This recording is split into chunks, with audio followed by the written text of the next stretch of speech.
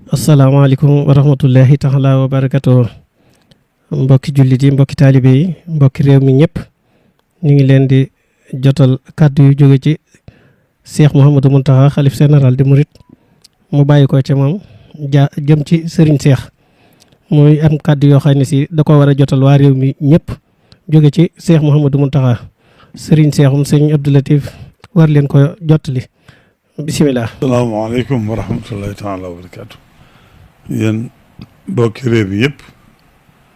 bokki jullit yi bokki taalibe yi waaye ku yewoo ci Sénégal noo ngi lay nuyu ci turu Cheikh Mouhamadou Mountakha di la jotale ab nuyoom ko cantam ci lépp nu maa doon li waral nuyoo bi ak cant gi nag mooy xam na ne ñëpp a ko bàyyil xel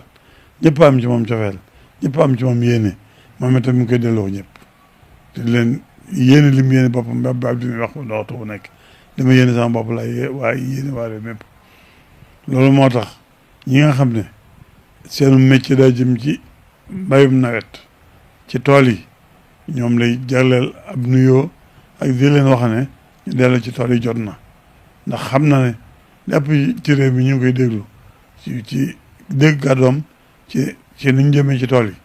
moo tax bu waxtu bi ma saan jot moo wax ne nañ dellu ci tool yi te naka jekk noonu la demee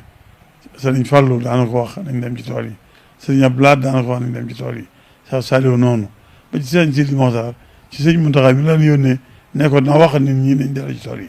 te da ca moom sëriñ Sidi Mokhtar da ca daan boole te ñu dellu ci genti maam yi dundal ko te nekk fa yàlla xam ne yàlla daa leen fekk sëriñ Mountakha ne loolu mi ngi koy fàttali woon ni ko sëriñ Sidi Mokhtar wax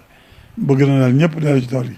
te ku ci am tool yoo nga xam ne foo nga daan béyee say maam daan fa béyee nga dem béyi foofee buñ ne fii nii la mel fii dana taw fii du taw fii néew doole fii néew doole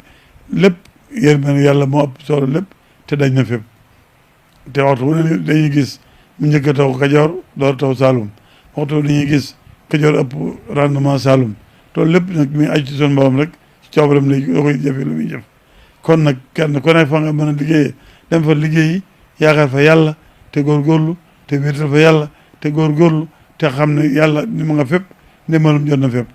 loolu la sëñ Mountakha waxoon nañu wax ko ñëpp ñu xam ko bis bi nag àllarba jënd seenu te fukki fan ak juróom-ñaar ci weeru kori bi laa wax ne buñ ci àggee ñëpp tàmbali ci tool yi ku ko dégg na nga ko daa fasoo te jottale ko sa morom mu ko déggut ñu fexe bala àllarba ñëpp dégg ko noo ngi ci ajjuma jëm gaaw jëm àllarba mu des juróomi fan yi nañ fexe ba ñëpp dégg ko ndax sëñ bi ñëpp la yéen jàmm ñëpp la yéen ak yokku ñëpp la yéen taw fexe ñëpp la yéen tey jër yal na suñu borom defal ñëpp jàmm defal nimul seeri batin tey ëllëg ci barke Sëriñ Tuubaa jërëjëf sëriñ bi kon nag ndigal laa ngi noonu na ñëpp waaj taxaw ñu jublu ci tool yi noonu ko sëriñ bi diglee Cheikh Mouhamadou Mountakha mu jaar ci sëriñ Cheikh kon nag nan laxasaayu ñun ñëpp waajal tool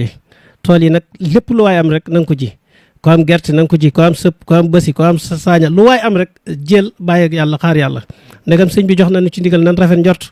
ñun ñëpp ci waajal tool yi ci xam ne danañ am nawet bu baax bu soobee yàlla jërë ngeen jëf